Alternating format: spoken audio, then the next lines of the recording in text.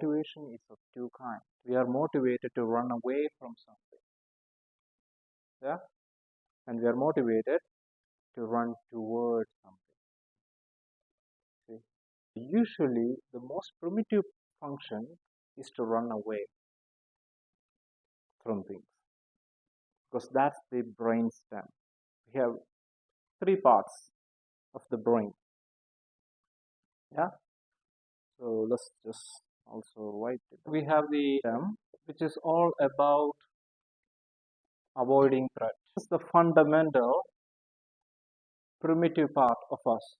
This is the evolutionarily built into us so that we can survive. That's it. This part of the brain, once it has gotten installed, it has never been updated. You understand? Think of it in terms of an operating system. You installed it, but never has it ever been updated. So let's just say a million years ago it got installed. It still is operating in the same principle, guys. Yeah, remember that. Now we have the midbrain, right? That is the mammalian part of our brain. It's about just running towards opportunities.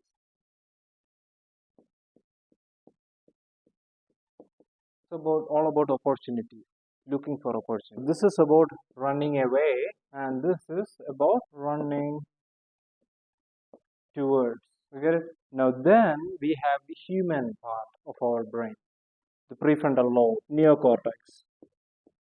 Yeah, neocortex and the prefrontal lobe up in the front, all about long-term vision. So this is where long-term vision and stuff like that comes into picture.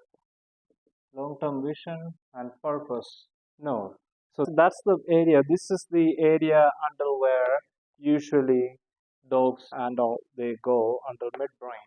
This is the part that we actually got developed. So the way it is, let's just say this is the brainstem, and this part developed on top of it, the midbrain. So first we had just this. This was developed on top of it, and then other neocortex developed on top of it. But none of it is taken out. So all of it is operating within you at the same time. All of these operating systems are functioning within you at the same time. So usually, when a person is experiencing fear, afraid, or experiencing stress or anxiety, all varied levels of categorization of fear. When they are experiencing it, they are going to go into the avoiding threat. The brainstem, being the most primitive part of the brain, it will totally take over as soon as any sort of threat is detected. Get it? Any sort of threat detection happens, all of a sudden you are not having access to neocortex and neither to the midbrain. Mostly you are functioning from your primal urges, where it's all about fight or flight or free, fight or flight or freeze, in order to avoid threat. That's it. So when people can be operating from one of them, it does, even though we are all human beings, we are not necessarily all operating predominantly from the same part. So that's why you won't see everyone concerned with their long-term vision and their purpose. For example, you will see some of them, they're just jumping into opportunities, binge eating, just getting their hands on all the sugars and just having whatever. They're not really, because they're not so much concerned about the long-term visions. They're not connected about it. So they don't really care about how their body is going to be like in 3 years or something, because they're it's about easy payoff, and you get easy payoff when you just get a quick dopamine hit, and usually people go for quick hits. So that's again with the thing with porn addiction and all that stuff. about quick dopamine hit. Just watch it. Your entire neurons are all getting activated as if like you're getting the reward, but you're really not. But then you don't really have the drive to actually go out because you get the easy payoff like that. Get it? Avoiding the threat. You don't want to be operating the function. When we are speaking about living our best life, brother, we are speaking about living from here, from the human part of us, predominant. Mostly we are living from there. Doesn't mean we are not having any access to this is still there for you to protect you. These mechanisms are going to be there. But we are going to be speaking about how to minimize you living from the fight or flight and mainly about avoiding threat. Because this avoiding threat, it shows up in subtle ways in life in terms of you hanging back when an opportunity shows up, in terms of you laying low when you know you should be striving forward, but you're hanging back, talking yourself out of it, you know, telling about, oh, the last time I did something like that, it didn't really work out well. Why would I be doing this again? It's going to be a mistake. Don't bother. So you just talk yourself out of stuff. So it's a fear too, a fear of failure or fear of how people are going to judge you if you fail in that endeavor. Oh, people are going to think I'm a loser. Better not do it. Then I don't have to take that risk. See? So it's a subtle way of fear showing up in your life. So it's not always about avoiding real threat. You have to understand that whoever designed our brain, if an engineer were to design the way it is functioning right now, the problem is this part of the brain is only supposed to be there for your survival of your physical body so that you don't die in a no life and death sort of situation. That's when this is supposed to be active, right? But the way it's functioning for us in the modern life is this part, the human part. This part is a thinking part. This part is a feeling part. Yeah, the thinking, analyzing, going into the past, going into the future, all that happen in the human part of the brain. This part is all about emotions, relational stuff, feeling, all that. Now, this part, what happens is if you start thinking about bad stuff that happened in the past, all of a sudden it will immediately trigger this. So you're thinking, but the body does not have the capacity to know that this stuff you're only thinking about it. Body react as if it's happening right now. This is key. So that's why even though you are just simply imagining stuff, you're still completely gripped by it if it's a bad thing you're imagining. Why you are affected by it is only because the body doesn't have the discernment to understand that it is an imagination. Get it? So the body get triggered. Let's just say you are imagining some bad sort of scenarios, outcomes happening, you're going to trigger fight or flight. Let's just say you go into the past and think about some bad memories. All of a sudden, you are triggering this again.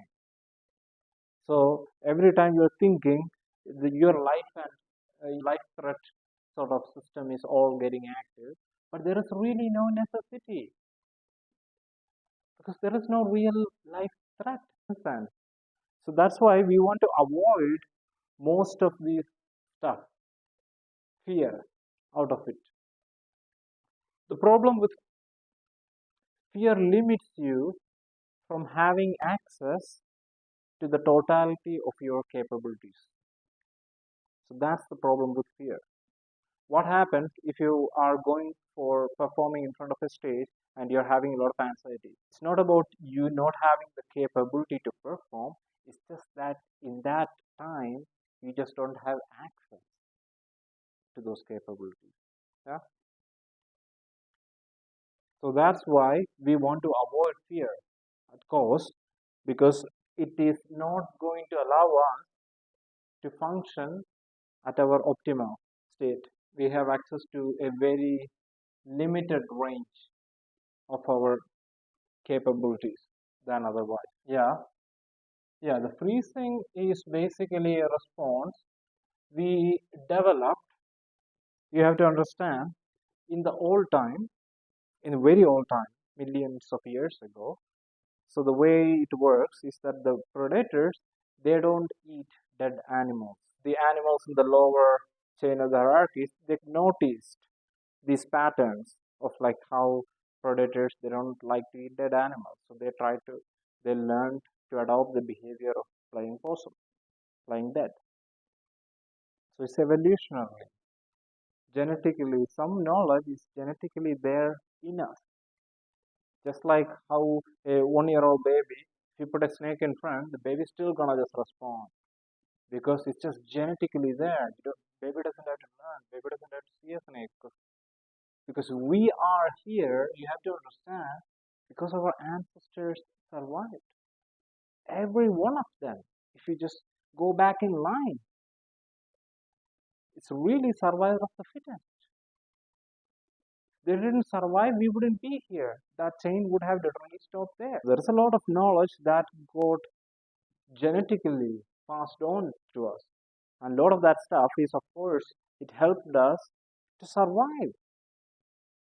It was very necessary in order for us to have access to those skill sets. It was a matter of life and death. Right? But we are not in that situation anymore. That is the problem. But the operating system has never been updated. And what's the problem? The problem is the system still functions from like a million years ago. It doesn't really have the discernment to know the threat is only a threat to psychological self and not to physical self. So that's the stuff that we are going to be speaking about in terms of the fear. There is a threat to physical self, which very seldom we really deal with that kind of fear, where actual life and death fear we are facing. Mostly, so this is the threat to physical self is what fear as a mechanism is inbuilt within us, just for survival. But at this point, the way we are getting affected is by psychological self. It's mostly a threat to psychological self. So it's about, oh, what would they think of me if I mess up, if I make a mistake, if I make a fool of myself. Okay, so it's mostly the fear has absolutely nothing to do with actual life and death. It's not like when you're entering the stage, the people are going to actually kill you if you mess up. They are not, right? Oh, what if they say, oh, he's stupid? So you're just having this kind of fear of judgment and stuff like that. So the way to deal with psychological, the threat that we usually deal with on a psychological self level is by doing a method called identity fasting. Okay, identity fasting. So identity fasting means, so it's going to be a slogan here. Even though I did X, that X can be any behavior that, because usually what do people judge us on? Not based on our emotions or not based on what we think, but mostly based on our behaviors, what we do, actions get judged rather than thinking or your emotion. Oh, how dare you feel sad? Nobody's gonna do that, right? That is the thing. Even though I did X, my value as human being remains. Even though I did X, my value as a human being remains neutral and constant. So usually, how do you know when your threat response system is actually active, you can feel it, right? Someone says something about you, someone make an opinion. If you immediately start tensing up, you can feel it, right? Like it's sort of like an unpleasant sensation, and it just comes up, and usually it's getting affected by whatever the content is within. They say, "Oh, you did that, is stupid," and then you get, "Oh, what?" So you get affected by.